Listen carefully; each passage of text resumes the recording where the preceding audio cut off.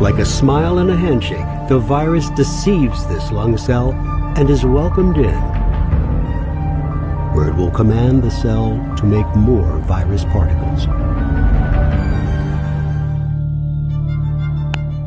It all starts with a simple fever, a little fatigue. But what happened next could be much worse. Hands, foot, and mouth disease, or also known as HFMD, can spread faster than we think. So, it can send children to the hospital, or even worse scenario, it can be deadly. So, what can we do to protect ourselves and also your loved one? Let's find out. The first major outbreak occurred in Malaysia in 1997, affecting over 600 children in Sarawak, causing between 28 to 31 children deaths. Prior to this, HFMD was undocumented in the country.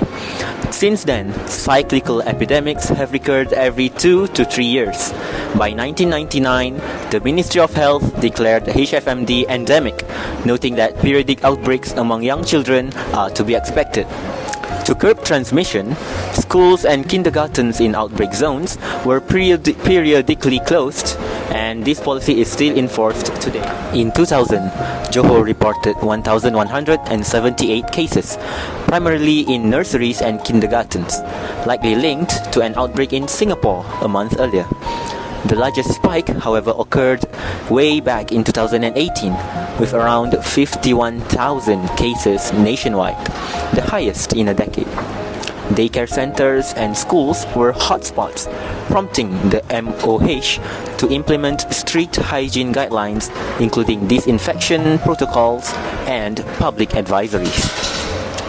By learning from our past outbreaks, the country continues to refine its strategies, like early school closures and public awareness campaigns to safeguard the people's health against this disease.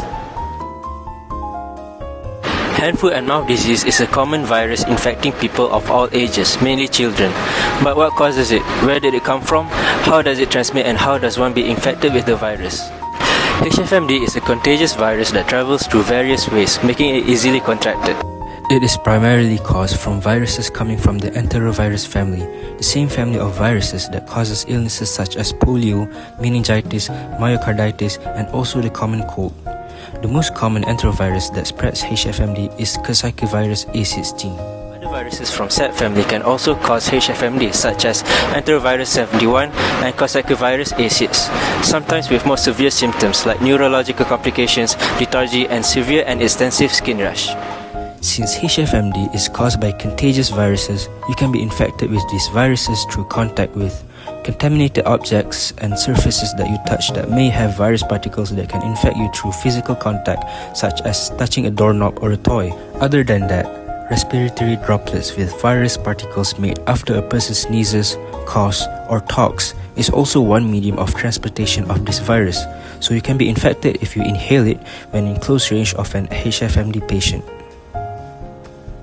Additionally, you can also get this virus from fluid, from blisters, and also feces. So, in summary, HFMD is a contagious virus coming from the enterovirus family that spreads through contaminated surfaces, respiratory droplets, direct contact, and the fecal-oral route. So HFMD is a common viral infection, especially in children, and today we'll go over its symptoms so you know what to look for. So the first sign is fever. It often starts with a mild to moderate fever, making the child feel tired and irritable. Next, painful mouth sore appear small red spots that can turn into ulcers, making eating and drinking uncomfortable. So for the next few days, a rash develops, usually on the hands, feet, and sometimes the buttocks. This may look like a red spot or small blister. Other symptoms that can include sore throat, loss of appetite, and general discomfort. HFMD is a common viral illness that mostly affects young children. It spreads easily, but don't worry, most cases are mild and can be managed at home.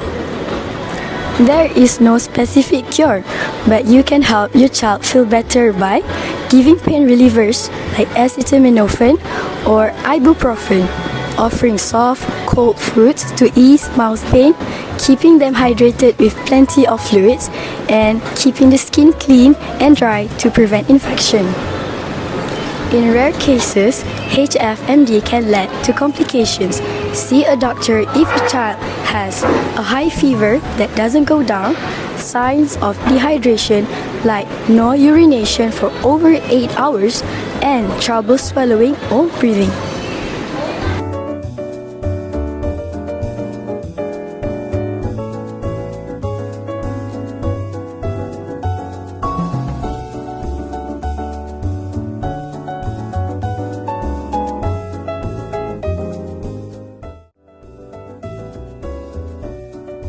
Practicing good hygiene, avoiding contact, disinfecting surface and boosting immunity, these simple habits are several precaution steps that could save you from a week of painful mouth ulcers, blisters and fever due to HFMD. The first step is basically by wash your hands like you mean it.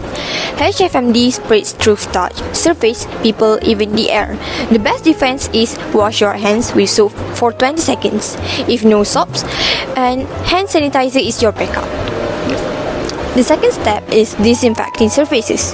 Since virus can survive on toys, doorknobs, and tables, regularly wipe down shared surface with disinfectants to stop spread. Schools and public spaces should also practice routine cleaning. Moving on to the next point, avoid close contact with infected individuals. HFMD spread through saliva, nasal discharge and blister fluids. Do not share utensils, cups or towel with someone infected. If a family member is sick, minimize close contact and disinfect their belongings. Last but not least is boosting immunity.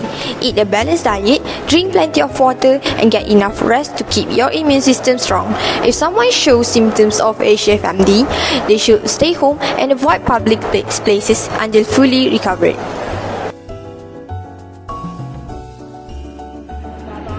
The numbers are rising, and the only way to stop HFMD is through awareness and action. If your child is sick, keep them at home, wash your hands, clean shared spaces, and most importantly, spread the message, not the virus.